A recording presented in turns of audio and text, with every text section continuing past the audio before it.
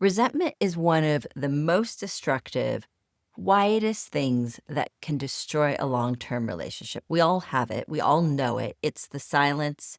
It's the eye roll. It's the big sigh. It's the checking at the phone and just ignoring what the other person is saying. We all know it. But the destruction that it creates catches so many people by surprise. As a therapist for over 20 years, I have seen couples walk in with tremendous walls so thick that a jackhammer can't get through it. This video is a process for you to get through that resentment, and it's what I teach every day in my sessions. I'm Andrea Dindinger, a licensed marriage and family therapist for over 20 years, and I know this stuff both personally and professionally. I've had to use the same process in my marriage countless times.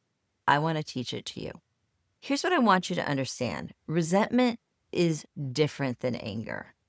Anger builds the resentment, but resentment is that icy silence. It's the swallowing of your frustrations.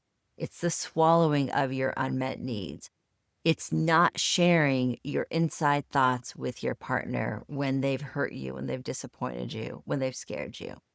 The couples I see who are the most in danger are not actually the ones who fight the most. People say we fight so much. That's actually, those couples stay together. The couples who separate and divorce are the ones who don't address the resentment. They let that icy silence build up and create distance where they don't even know or recognize each other. I know firsthand this feeling of swallowing the anger, swallowing the hurt, and not speaking to it. Last year sometime, my husband and I had this big fight, and we went over 3.5 months without talking about it. We tried to initially. When I tried to, he wasn't ready. When he tried to, I wasn't ready. And then every time we tried to talk about it, there was no time. Kids were always coming in, and it just was like, whatever. And that feeling of whatever is the resentment, and it's destructive.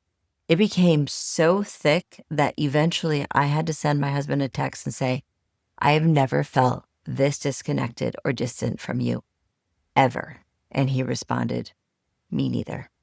I want to give you a process. It's called E.A.R.S. It is a process to help you get through these moments of resentment. And it's exactly what it sounds like. Listening. E.A.R.S. It's all about listening and sharing.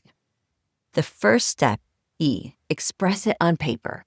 So when you're angry and you're frustrated, get out a pen and a paper and write down very specifically what hurt, when it hurt, maybe even why it hurt. But you write it all down. So when you're doing that, you're processing your experience. You're almost like you're vomiting onto the paper, all of the pain, all of the hurt. And when you use a pen, the physical experience of writing moves some of that emotion that gets stuck in our bodies out of our bodies. So it's super important first step. And remember, it's E. Express it. First on paper. Just get it down. Second part is A. Ask them to listen. Now, this part is really crucial. So when you're asking them to listen, you're saying, I need you to listen to a story I want to tell you. But as you're listening, I want you to listen to it as if it's your best friend telling you a story. They're telling you a story about their marriage, and you're just sitting there fascinated, listening with your heart, with an open mind, just listening to what they've gone through. The second thing you need to ask them to do when they're listening is to listen without any defensiveness. Yes, they know that you're going to be speaking about them, but if they put on this lens of listening as if it's their best friend talking, and they make a commitment to not defend, only to listen, it makes this process so much easier. So express yourself. E, A, ask them to listen. R, read it to them. Read them your very specific list of resentments that you've been holding. It could be, I have been angry with you for a year. It started with this one moment.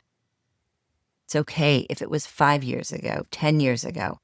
Just start writing it down, getting it out. As you're reading it to them, you're reading it also from this third person perspective, and they're able to hear about it as well from this third person perspective, which makes it so much easier both to hear and to digest. Last piece is S. Shift together. Shift this energy, these resentments together. Now, some of them might be resentments that you cannot do anything about. I'm resentful that I'm the one who's pregnant and you don't have to be pregnant. And there's nothing you can do about that. Or I'm resentful that I gave up my job and you didn't.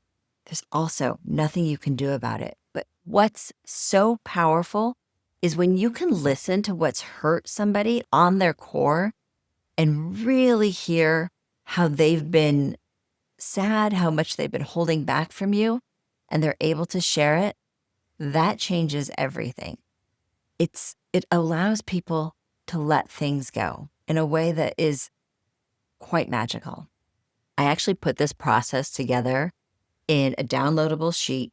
The description is down below in the bio where you can download it. But as you download it, you think about when you're in the midst of a conversation or when you can feel that icy coldness building inside of you. You get out this sheet and you have a step-by-step process that helps you move through this dynamic with your partner and supports you as you're going through it. It's called the Resentment Release Guide.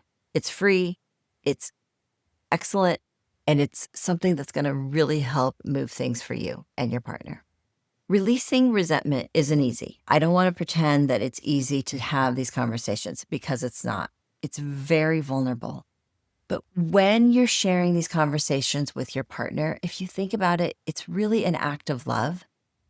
When you want to share your resentment with somebody, it's because you love them and you want them to know you and to know you more intimately, not to be living with a stranger that they once knew, once loved, but to actually know who you are and what you're thinking about daily, weekly.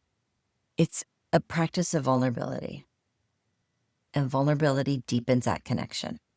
This is not easy, but the alternative is much more expensive and much more destructive. Every week, I send out a weekly newsletter called Love Forward, and it's free.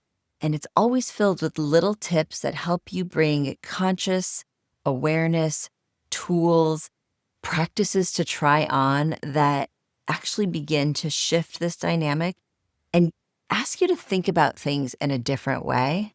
If you're interested in signing up, the link is also in the description below. Remember, resentment doesn't announce itself. It slowly builds over time, and it's that icy mold that is so destructive. Try out the E.A.R.S process. Let me know how it works for you. I'm always out here rooting for you. Take good care.